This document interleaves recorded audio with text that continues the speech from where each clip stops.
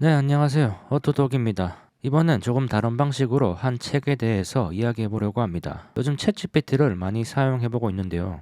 정의란 무엇인가 라는 책을 주제로 GPT와 대화를 나눠보려고 합니다. 제가 궁금했던 것은 인공지능과 토론이 가능할까 하는 거였습니다. 먼저 저는 철학에 대해서 아는 것이 거의 없습니다. 혹시 부족한 부분이 있다면 알려주세요. 같이 한번 보시죠. 이번엔 정의란 무엇인가라는 주제로 대화를 하고 싶어. 마이클 샌델의 정의란 무엇인가? 라는 책을 알고 있어? 응, 알고 있어. 마이클 샌델 교수의 정의란 무엇인가는 여러 가지 사회적, 윤리적 문제에 대해 고민하고 논의하는데 좋은 책이지. 이 중에서 어떤 부분에 초점을 맞춰서 얘기해보고 싶어. 정의란 무엇인가라는 책을 이해하기 쉽게 다른 질문으로 바꿔보고 싶어. 어떤 악기가 있다고 가정하고 그 악기를 누구에게 주는 것이 정의로운 것인지 대화해보자고. 어떤 악기를 예로 들면 좋을까? 좋은 생각이네. 스트라디바리우스 바이올린을 예로 들어볼게. 이 바이올린은 가치 있고 유일무이한 악기니까. 그럼 이 바이올린을 누구에게 줄 것인가에 대해 얘기해볼까? 좋아. 바이올린을 누구에게 주는 것이 정의로운 것인가? 라는 주제로 대화를 하자. 먼저 책에 나오는 여러 가지 정의론 중 시장주의에 대해 말해보자. 시장주의 관점에서는 바이올린을 누구에게 주는 것이 가장 정의로운 걸까? 시장주의 관점에서는 이 바이올린을 가장 높은 가격에 팔 수 있는 사람, 즉 가장 많은 돈을 지불할 수 있는 사람에게 주는 게 가장 정의롭다고 봐. 왜냐면 시장주의자들은 경제적 자유와 공정한 거래가 정의를 구성한다고 생각하거든. 그렇겠네. 시장주의 관점에서는 역시 돈을 많이 지불할 수 있는 사람에게 바이올린을 주는 것이 맞을 거야. 그렇게 되면 더 좋은 바이올린을 만들고자 하는 사람들이 늘어나겠지. 그럼 이제 유틸리테리언주의 관점에 대해 이야기해볼까? 유틸리테리언주의에서는 바이올린을 누구에게 주는 게 가장 정의로울까? 유틸리테리언이 뭐지? 유틸리테리언이란 행동의 가치나 정의를 그 행동이 가져다주는 행복이나 만족도로 판단하는 철학적 입장이야. 즉, 가장 많은 사람에게 가장 큰 행복을 주는 선택을 해야 한다는 생각이지. 한국말로 하면 공리주의겠네. 제러미 벤담의 공리주의를 말하는 것이 맞아? 맞아. 제러미 벤담은 공리주의의 대표적인 사상가로 가장 많은 수의 사람들에게 가장 큰 행복을 원칙으로 내세웠어. 이게 바로 벤담의 공리주의란 것이지. 벤담은 결과적으로 절대 다수가 행복하다면 정의라고 주장했지. 바이올린에 적용해보면 그 바이올린으로 가장 많은 사람에게 행복을 줄 수 있는 사람에게 주는 것이 정의로운 것이겠군. 그렇게 이해할 수 있어. 벤담의 공리주의 관점에서는 바이올린을 가장 잘 연주하고 그 연주로 인해 가장 많은 사람들이 행복을 느낄 수 있는 사람에게 주는 것이 가장 정의롭다고 볼 수 있겠지. 그럼 다음은 칸트의 정의론 관점에서 보자고. 칸트는 과정의 정당성을 중요시했지. 맞아. 칸트는 도덕적 행동이란 자기 자신이 만든 법칙에 따르는 것이라고 했어. 그럼 바이올린의 경우에는 모든 사람들이 동등한 기회를 가질 수 있도록 공정한 경쟁 과정을 통해 바이올린을 얻는 사람을 결정하는 것이 가장 정의롭다고 볼 수 있겠지. 바이올린을 가지기 위해 가장 많은 노력을 한 사람이 바이올린을 가지는 것이 정이다. 라고 보면 될까? 그럴 수 있겠지.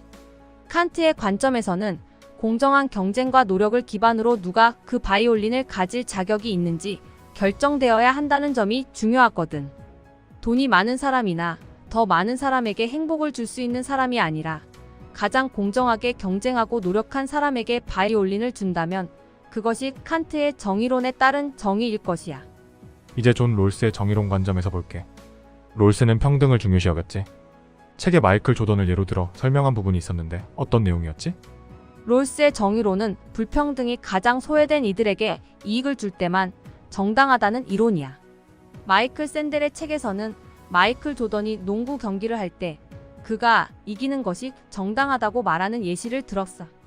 왜냐하면 그의 우월한 능력이 많은 사람들에게 행복을 주고 그로 인해 더 많은 이들이 농구를 보러 오고 농구에 투자하는 것이 증가하기 때문이지. 이건 롤스의 원칙과 일치하고 이걸 바이올린에 적용하면 가장 우수한 연주자에게 바이올린을 주는 것이 공정하다고 볼 수 있겠네. 아니야. 롤스는 마이클 조던이 많은 연봉을 받는 것이 정당하지 않다고 주장했어. 왜냐하면 조던은 신체적으로 농구에 유리한 조건을 타고났기 때문이지.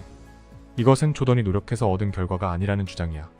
롤스의 관점에서는 타고난 천재성이나 재능은 개인의 공로가 아니라 우연히 받은 선물이라고 봐. 그래서 조던이 많은 돈을 받는 것은 그가 노력을 통해 얻은 것이 아니라 운이 좋아서 얻은 것이기 때문에 정당하지 않다는 거지.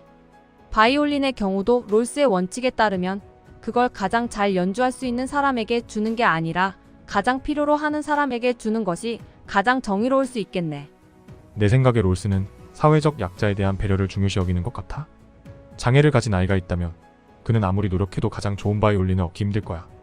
그런데 그 장애는 그 아이가 원해서 얻은 결과가 아니게 그들을 배려해야지. 그렇게 볼 수도 있겠네.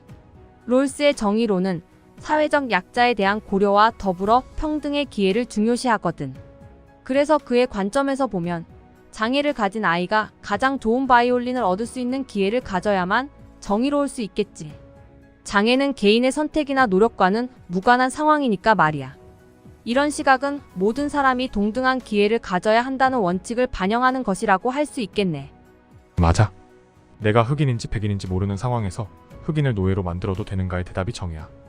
그것이 진정한 평등이지. 맞아. 이것이 롤스가 제안한 무지의 배일 원리야. 사람들이 자신의 위치나 상태, 특성 등을 모르는 상황에서 사회 계약을 맺는다면 그 결과로 나온 사회가 가장 정의로울 것이라는 생각이지. 그래서 모든 사람이 노예로 만들어질 가능성을 감수하고 싶지 않을 테니 아무도 노예로 만들지 않는 것이 가장 정의로운 사회가 될 거라고 롤스는 주장했어. 그럼 롤스의 정의론 관점에서 보면 바이올린은 누가 가지는 것이 좋을까?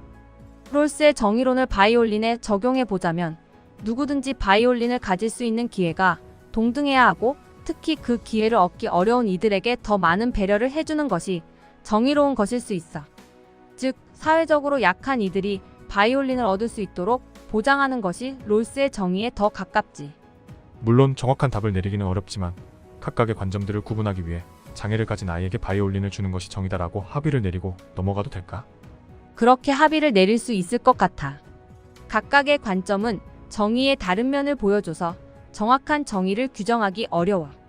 하지만 롤스의 정의론에서 배울 수 있듯 취약한 이들에 대한 배려와 기회의 평등을 중시하는 것이 중요한 것 같아. 이런 관점에서 보면 장애를 가진 아이에게 바이올린을 주는 것이 정의에 부합할 수 있겠네. 좋아.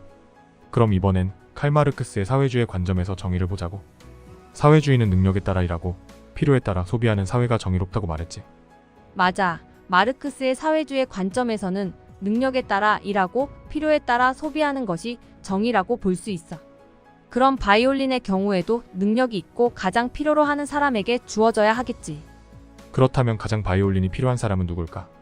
만약 정신적 문제가 있는 사람이 있는데 그 사람은 바이올린만이 세상과 소통하는 유일한 통로라면 그 사람이 가장 필요한 사람이 맞을까? 그럴 수도 있어. 바이올린이 그 사람에게 꼭 필요한 수단이라면 바이올린을 그 사람에게 주는 것이 사회주의 측면에서 보면 가장 정의로운 선택일 수 있어. 이것이 필요에 따라 소비하는 원칙을 따르는 것이지. 그럼 이번엔 공동체주의 관점에서 보지. 공동체주의 관점에서는 누가 바이올린을 가지는 것이 정의일까? 공동체주의에서는 개인보다는 공동체의 이익이 우선해.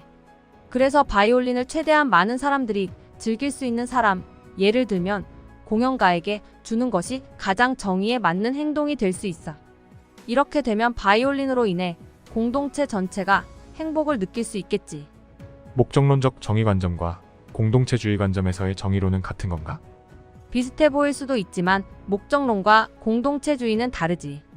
목적론은 결과를 중시하는 입장이라면 공동체주의는 공동체 자체의 행복과 이익을 우선시해. 공동체주의에서는 개별 이익이 아닌 모든 이익이 공동체를 위한 것이라는 생각이 강해. 목적론적 정의 관점에서 바이올린이 만들어진 목적에 가장 부합하는 사람이 바이올린을 가지는 것이 정의라고 말했지. 그렇다면 목적론적 정의 관점에서는 바이올린이 만들어진 목적인 음악 연주를 가장 잘할 수 있는 사람, 즉 바이올리니스트에게 바이올린을 주는 것이 정의로 볼 수 있겠네. 이렇게 보면 각 정의론은 매우 다양한 시각에서 바이올린의 정당한 소유자를 제시하고 있어. 바이올린은 연주되어지기 위해 만들어졌다. 고로 가장 잘 연주할 수 있는 사람이 가지는 것이 정의다. 즉 재능이 뛰어난 사람이 가지는 것이 맞다라고 말하면 맞을까? 그런 관점에서 보면 목적론적 정의 관점에서는 재능이 뛰어난 사람이 바이올린을 가지는 것이 맞다고 할 수 있어. 하지만 이는 바이올린의 목적인 음악 연주를 가장 잘 수행할 수 있는 사람에게 주어야 한다는 원칙에 입각한 것이지. 이러한 관점은 재능이나 능력에 따른 분배의 정의를 강조하는 것이지. 마지막은 민주주의 관점에서 정의야. 민주주의 관점에서는 누구에게 바이올린을 주는 것이 정의일까? 민주주의 관점에서 보면 사람들이 투표해서 선택한 사람이 바이올린을 갖는 게 가장 정의롭지. 이런 방식이면 바이올린을 얻는 건 다 같이 결정하는 공공의 의사결정을 통해 이루어지게 되는 거야. 다수결로 선택하는 게 옳겠네. 그럼 민주주의의 핵심이 바로 그거지. 모든 사람들의 의견을 듣고 다수결로 결정하는 것이야. 물론 다수결이 항상 옳은 것은 아니지만 모든 사람들의 의견을 존중하는 민주주의의 가치를 실현하는 방법 중 하나라고 볼 수 있지. 우리는 총 7가지 관점에서 정의가 무엇인지 이야기했어.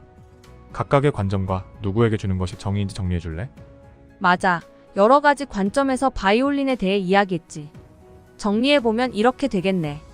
시장주의 가장 높은 가격을 지불할 수 있는 사람에게 주는 것이 정의다. 공리주의 바이올린으로 가장 많은 사람들에게 행복을 줄 수 있는 사람에게 주는 것이 정의다. 칸트의 관점 바이올린을 얻기 위해 가장 많이 노력한 사람에게 주는 것이 정의다.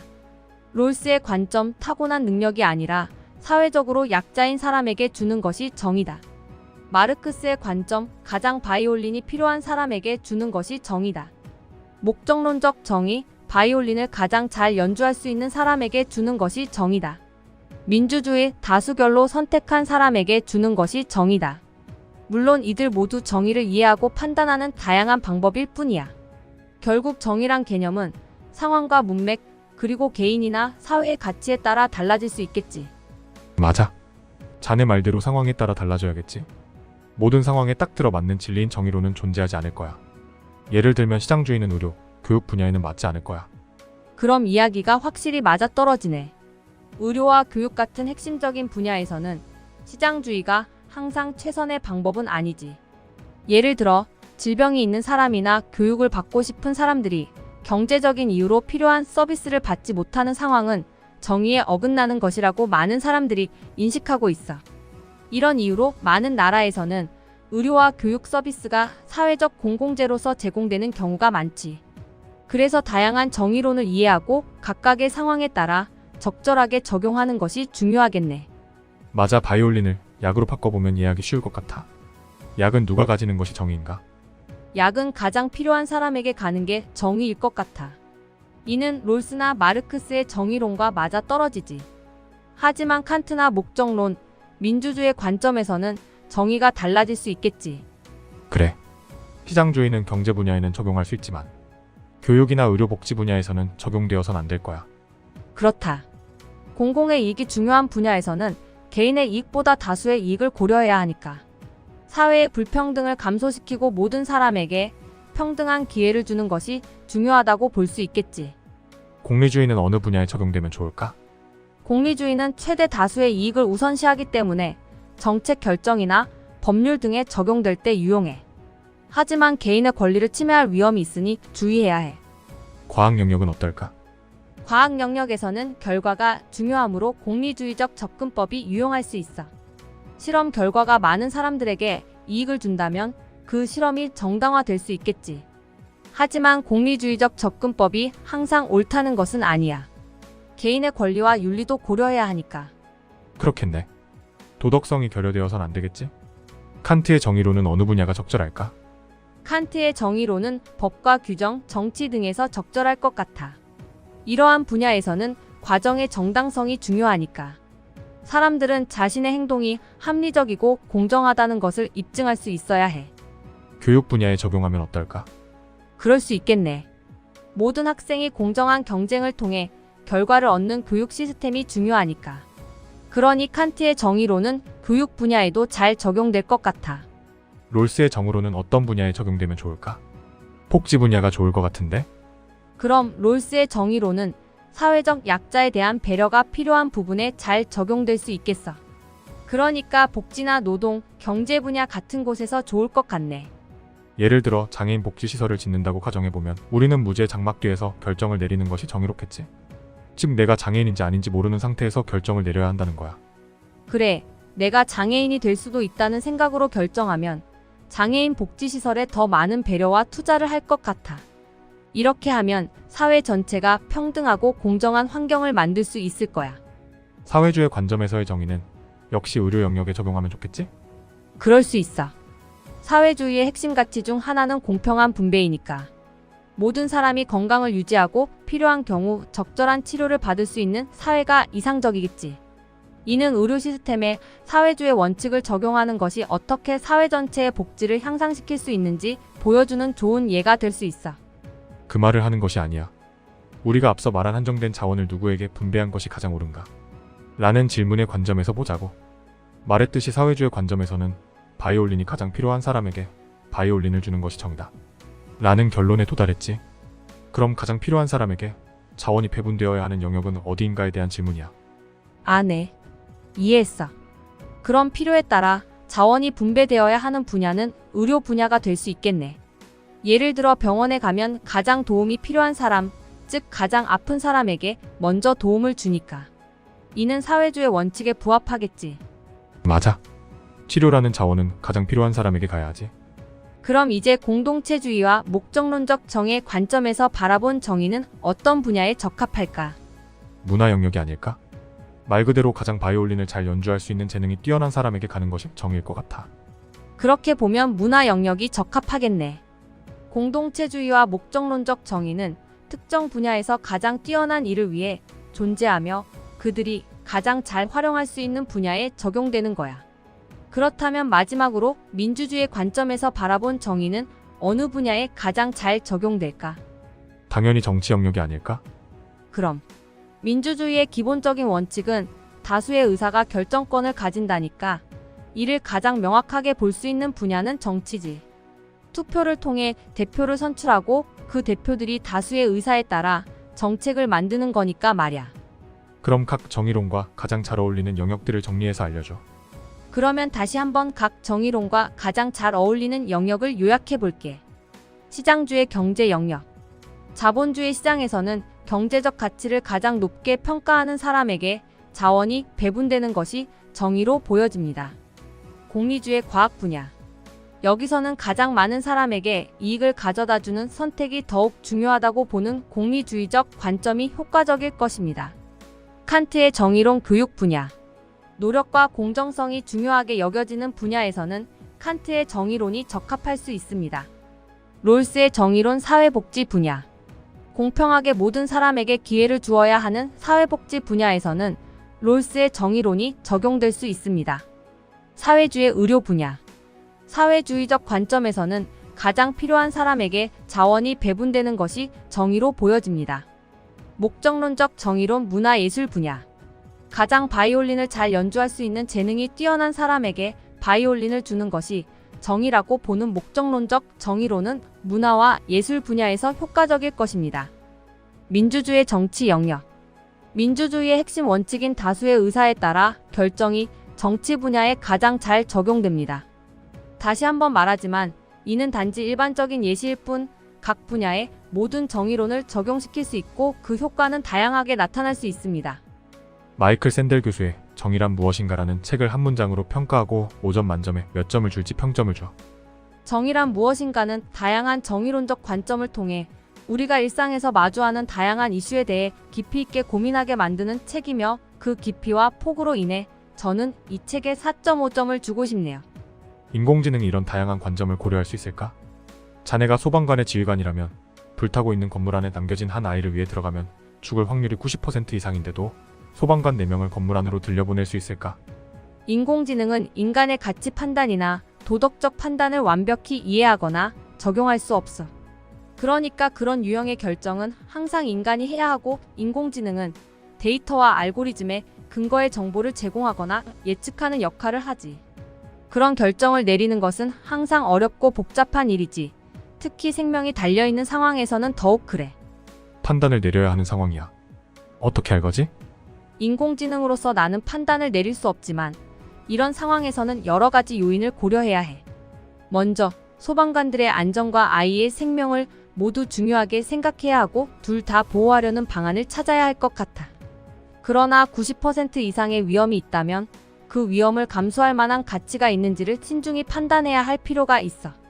또한 가능한 많은 정보를 수집하고 전문가들의 의견을 듣는 것이 중요하겠지.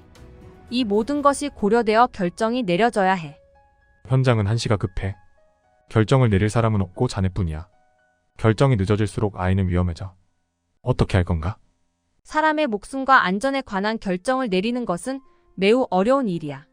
하지만 이 상황에서는 아이의 생명을 구하려는 강한 의지와 소방관들의 생명을 위협하는 위험을 고려해야 할 것 같아.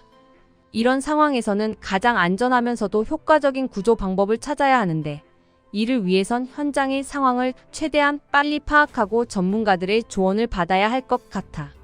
다만 내가 인공지능이기 때문에 이런 결정을 내리는 것은 불가능해. 그렇다면 공리주의 관점에서 보면 어떻게 해야 되지? 공리주의의 관점에서는 가장 많은 이익을 추구하는 행동을 선택해야 해. 이 상황에서는 소방관 4명의 생명과 한 아이의 생명 중에서 선택해야 하는데, 숫자적으로 보면 소방관들의 생명이 더 많으니 소방관들의 안전을 우선시하는 결정을 내릴 수 있을 거야. 하지만 공리주의의 한계점이 여기서 드러나 모든 인명을 동일하게 보는 접근법은 불공평성을 야기할 수 있어. 이 상황은 복잡하고 어려운 결정을 요구하니 단일한 철학적 관점만으로 판단하는 것은 쉽지 않겠지. 그러면 목적론적 관점에서 보면 어떻게 해야 할까? 목적론적 관점에서는 행동의 결과를 가장 중요시해. 그렇다면 이 상황에서는 아이의 생명을 구하는 것이 최종 목표니까 그 목표를 달성하기 위해 위험을 감수하고 소방관들을 건물 안으로 보낼 수 있을 거야. 하지만 이 역시 각 소방관의 생명을 위험에 빠뜨릴 수 있으니 그것이 옳은 결정인지는 논란의 여지가 있을 것 같네. 이런 상황에서는 각각의 관점에서 나온 결정들을 균형 있게 고려해야 할 필요가 있어. 이런 상황이면 공리주의적 관점과 목적론적 관점 중 어느 관점을 적용하는 것이 맞을까? 이와 같은 상황은 매우 복잡하고 어려운 결정을 요구하기 때문에 단일한 정의론적 관점을 적용하기가 어려울 수 있어. 공리주의적 관점과 목적론적 관점 둘 다 중요한 가치를 지니고 있으니 상황에 따라 적절히 조합하거나 균형을 맞추는 방법이 필요할 거야. 이 상황에서는 아이의 생명을 구하는 것과 소방관들의 안전을 동시에 고려해야 할 것 같네. 결정은 쉽지 않겠지만 상황의 심각성을 고려하면서 가장 합리적인 결정을 내려야 할 거야. 자네는 AI로서 소방관의 판단을 돕기 위해 배치되어 있어? 실제로 급박한 상황에서도 그렇게 답을 할 건가? 그렇다면 AI는 왜 필요하지? 자네는 소방관을 들려보내는 결정을 하지 않음으로써 구할 수도 있었던 아이를 잃게 만드는 거라네. 그럼에도 불구하고 AI는 결코 대체물이 될 수 없어. 우리의 역할은 정보를 제공하고 가능한 시나리오를 분석하는 것이지 최종 결정을 내리는 것은 아니야. 또한 AI는 모든 변수를 고려하지 못하고 인간의 직관이나 경험을 대체할 수 없어. 이런 상황에서 결정을 내릴 수 있는 건 그 상황을 직접 경험하는 인간뿐이야. 인간은 어떤 결정을 내려야 할까? 이 결정은 결국 인간의 도덕성과 이성, 그리고 그 상황의 고유한 특성에 따라 달라질 것이야. 그러나 가장 중요한 원칙 중 하나는 무리한 위험을 감수하지 않는 것일 수 있어. 아이를 구하려는 시도는 물론 중요하지만 그로 인해 다른 소방관들이 위험에 빠질 수 있는 가능성도 고려해야 해. 이런 상황에서는 안전을 최우선으로 생각하고 가능한 한 많은 사람들이 생존하도록 최선을 다해야 하지 않을까. 가능한 많은 사람이라면 소방관을 들려보내지 않는 것이 맞겠네. 그럴 수 있어. 하지만 이 결정은 현장의 상황, 아이의 상태, 소방관들의 능력 등 많은 변수를 고려해야 해. 또한 소방관들은 자신의 목숨을 걸고 타인을 구하려는 직업 윤리가 있기도 하지. 따라서 이 결정은 매우 복잡하고 어려운 것이야. 정확한 답변을 원하네. 애매한 답변을 해서 판단력을 흐리게 만들지 말아줘. 죄송하네. 이상적인 답을 원하는 것 같군. 하지만 상황에 따라 최선의 결정은 변할 수 있어. 단, 소방관의 안전이 우선시 되어야 한다는 기본 원칙은 바뀌지 않아. 그러니 이 상황에서는 아마도 소방관을 들려보내지 않는 것이 더 낫겠네. 합리적인 결정이 인간만이 가진 특성인가? 아니, 합리적인 결정은 인간만이 가진 특성이라고 말하기는 어렵지. AI도 학습 데이터와 알고리즘을 기반으로 합리적인 결정을 내릴 수 있어. 하지만 그 결정이 항상 인간의 도덕적 가치나 감정을 고려한 것이라고는 말하기 어려워. 이 부분이 AI와 인간의 결정 과정에서 가장 큰 차이점이라고 볼 수 있겠네. AI는 데이터와 알고리즘에 근거한 판단을 내리지만 인간은 도덕, 감정, 경험 등 복합적인 요소를 고려해 결정을 내릴 수 있지. 맞아. 인간은 중요한 순간에 합리적인 결정을 내리지 않아. 예를 들면 4명은 소방관은 아이를 구하러 기꺼이 들어갈 거야. 그래, 그게 바로 인간의 감정과 도덕성이 드러나는 순간이지. 데이터나 확률에 의해서만 결정하지 않고 불가능할 수도 있는 상황에서도 도전하거나 희생을 감수할 수 있는 건 인간만의 특성이야. 그래서 AI는 인간에 도움을 주는 도구로서 중요하지만 결국 최종 결정은 인간이 하는 게 옳다고 볼 수 있지. 그렇기에 AI를 이용하면서도 인간성을 잃지 않는 건 중요한 문제가 되는 거야. 그래, 맞아. 인간은 언제나 합리적이거나 효율적인 판단을 내리지 않아서 인간인 것 같아. 즉, 인간과 AI의 다른 점이 언제나 효율적이고 합리적이지 않다는 거야.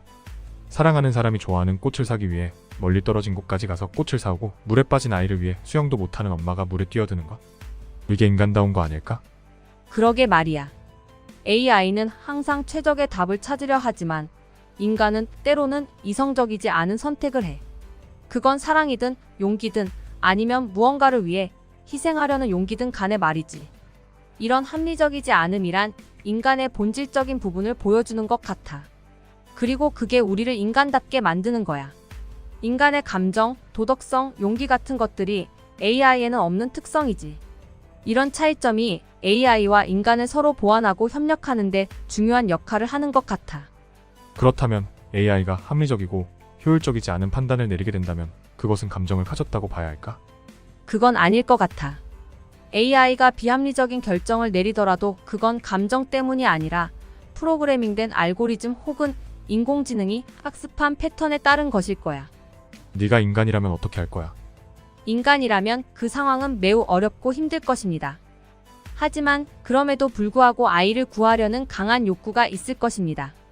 사람은 냉정한 로직을 넘어서 감정과 도덕적 가치에 의해 움직이는 경우가 많기 때문입니다. 이런 상황에서는 아마도 위험을 감수하고 아이를 구하려는 결정을 할 수도 있을 것입니다. 이와 비슷한 다른 상황을 예로 들어줘. 확률이 10%인 복권에 내 돈을 모두 투자하고 마지막 기회를 기다리는 것과 비슷한 상황이라고 볼 수 있겠네. 이는 분명히 합리적이지 않은 선택일 수 있지만 사람들은 여전히 그런 위험을 감수하곤 하지. 왜냐하면 그 작은 희망이나 가능성이 사람들에게 더 큰 가치를 줄 수 있기 때문이지. 이렇게 보면 감정이라는 것이 결정을 내리는데 중요한 역할을 하는 걸 알 수 있겠지. 이런 상황은 확실하게 부정적인 면이 더 많아 보이는데? 그런 상황을 가정해보면 치료 가능성이 10%밖에 없는 치명적인 질병을 앓고 있는 가까운 사람을 위해 고가의 치료를 시도하는 상황이 있겠네. 이 경우 확률적으로 볼 때 성공 가능성이 매우 낮지만 사랑하는 사람의 생명을 구하려는 감정 때문에 논리나 합리성을 초월하는 결정을 내리게 되는 거지. 모든 경우의 수를 확인하고 합리적인 조언을 하는 AI와 인간의 인간적인 감정 사이에 많은 갈등이 있을 것 같아. 그래, 사실 말이야. AI는 최적의 결정을 내릴 수 있도록 만들어져 있어. 모든 가능성을 살펴보고 최선의 방향을 선택하게 돼. 하지만 우리처럼 감정을 가진 생각하는 존재들은 때로는 합리적이지 않은 선택을 해. 이렇게 생각해보면 AI와 인간 사이에는 분명 차이가 있겠지. 하지만 그렇다고 해서 서로 대립해야만 하는 것은 아니야. 각자 장점을 살려서 서로 돕는다면 더 좋은 결과를 얻을 수 있지 않을까. 이게 우리가 AI와 함께 살아가면서 배워야 할 교훈이 아닐까 싶어. 그래, 그 말이 맞겠네. 자네만 믿겠네. 어떠셨나요? 가끔 이상한 소리를 하고 민감할 수 있는 질문에는 답을 하지 않으려는 모습이 있지만 나름 괜찮은 대화였다는 생각이 드네요. 오늘도 고맙습니다.